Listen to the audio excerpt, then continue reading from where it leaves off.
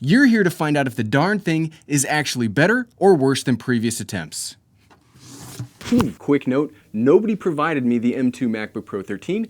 I purchased it myself. So after the unboxing, I started seeing all the comments about overheating. I thought to myself, okay, Gary, let's do a video editing video so you can show that probably would be a reasonable upgrade in power, nothing earth-shattering, and not really something I would recommend, but pretty good. But no, the internet and Twitter told me that it actually had a terrible thermal system that you might as well use as a griddle for pancakes because of how hot the computer actually gets. Fair enough, internet. What I think I will do is I will take, as you can see right now, I will take the nastiest, gnarliest video codec I currently use, which is 4K high-efficiency files.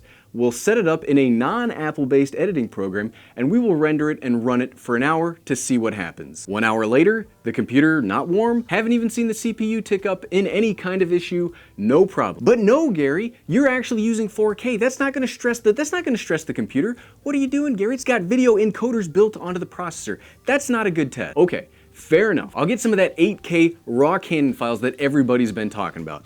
Look at all of this. Look at all of this. We'll do the same thing. We'll run it through the same editor. We'll render it out for an hour. We'll see what happens because Canon RAW, everybody's telling me that's what makes the computer overheat, right? An hour later, nothing has happened. You can see it. Look, I'm stuck in the video right now trying to show you this stuff. It hasn't happened at all. I'm starting to doubt the veracity of the thermal system problem claims. Gary, what are you doing? Of course it works with 8K raw footage. That's not a good test either. What you actually need to do is grade it, color correct it, and then run it through. If you're not gonna push the GPU only trying to have it transcode raw footage to 8K, Gary, what are you doing? You're not very bright, are you, Gary? What I will do is I will take the 8K raw, I will put a Canon provided transformation LUT on top of it, I will then hand grade it myself, and we will extrapolate this out in a big project and start it rendering. Also, thanks to Mock Filmmaker for uploading the files that I used in this test. So with that graded raw, I started rendering it again, but I could hear the comments before we started this time. So in addition to rendering out 8K raw, I also had the computer run a multi-core test of Cinebench, which will max out the CPU in addition to the rest of the stuff we've already done. So now the CPU and the GPU are running at full bore for 10 minutes. And what happens? What do you think happens? Spoilers, nothing happens. No thermal problems, no issues, no heat warnings, no problems at all. And because I know, again, another thing that I've already got a headache on, the internet's gonna say, well, Gary, of course, it was thermally throttling the processor, so you were getting less performance. That's how it was able to keep it cool. So I did the whole thing all over again, and I ran the terminal command thermalog, which shows when the system is limiting the CPU because of thermal constraints. We did it again, and we did not see any thermal issues. There was no thermal throttling, and I would say if I have to jump through this many hoops to attempt to get the computer to overheat, maybe it's not the computer's fault. And it's actually, this is driving me crazy because when I run tests like this on like a Windows computer, even just running Cinebench, I can hear the fans turn on, and sometimes with like my older XPS 15, I can get it to thermally throttle just from Cinebench. The M2 MacBook Pro 13 just doesn't want to do it. Now, am I saying that the M2 MacBook Pro 13 will never overheat?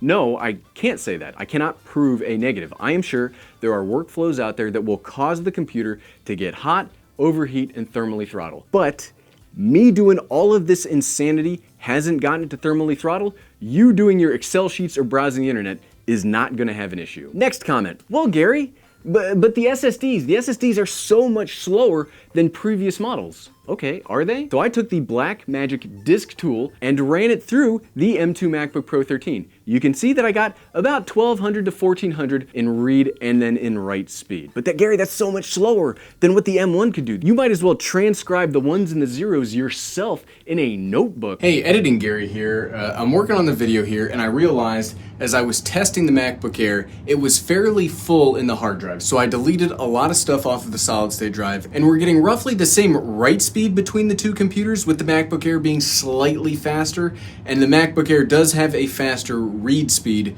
than the M2 MacBook Pro 13. Does it change the conclusion I reached in this video? No, absolutely not. What's going on here? Gary, I thought the M2 was slower. It crossed the board. The M1 was perfect. The M2 is garbage. What's going on here? You can't take niche test data and then expand that to make generalized statements. I am sure there are M2 MacBooks that are slower. I'm sure there are M1 MacBooks that are slower. I do all of this 4K tough video work off of an external server that has a read and write speed half of what I'm pointing to the M2 MacBook Pro 13 right now. Half of the speed of the M2 MacBook Pro 13. and it does everything perfectly. I've been using the M1 MacBook Air for almost 2 years now and have not had a problem with that read and write speed.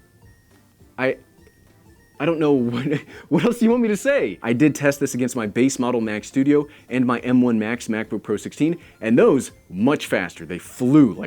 It's pushed me back in my chair with how fast those disk speed tests went. I'm still I'm exhausted from having to keep up from it right now. Okay, I gotta get myself out of the video and back to the desk.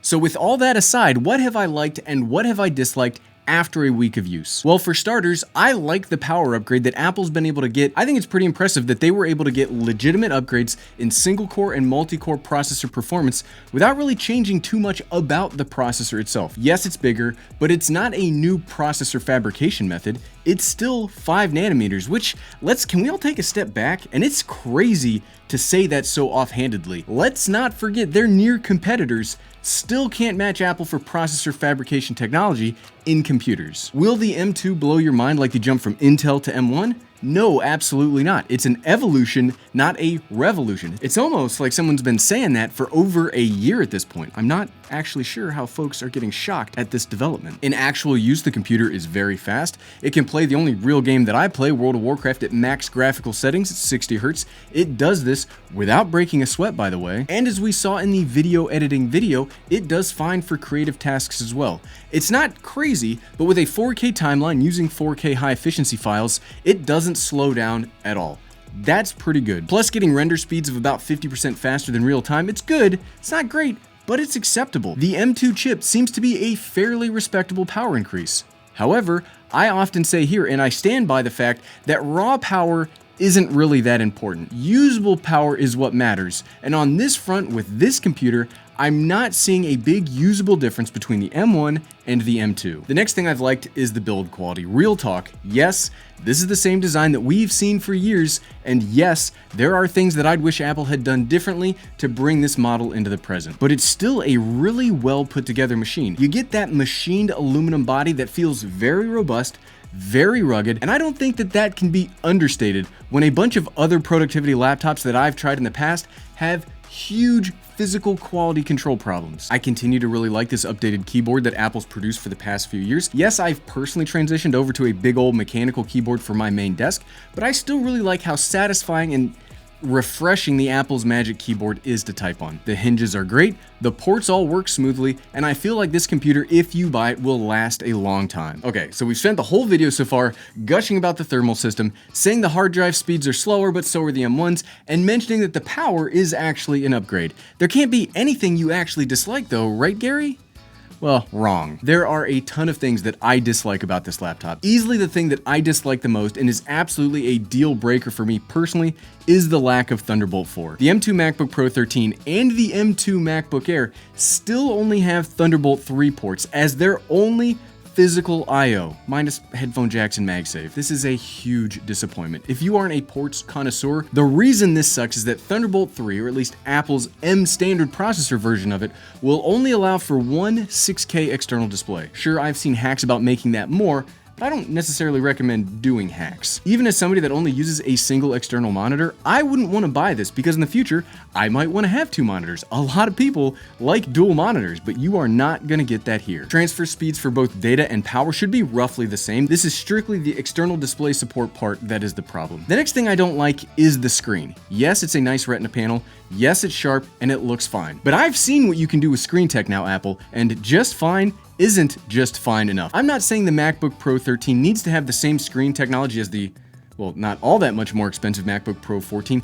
I'm not even saying change the physical dimensions, but give us something. Some higher nits for outside use, some faster refresh rate for gamers, just something. This is the same screen we've been looking at since the original Batman v Superman was released. And a smaller thing, but still a dislike, you couldn't have upgraded the camera. You've put new cameras in pretty much everything. You've got amazing ultra-wide cameras for your mobile devices. You've got great cameras for your bigger laptops. You've got everything from tablets to monitors. You've got better cameras on. We couldn't put it on the MacBook that already has space for a bigger camera assembly? The MacBook Air got a new camera, and it has a notch because of it. Why not pop that sucker in here to make all of the working from home folks happy? Yes, it's okay. It's better than the 720p camera that they used for years, hooray.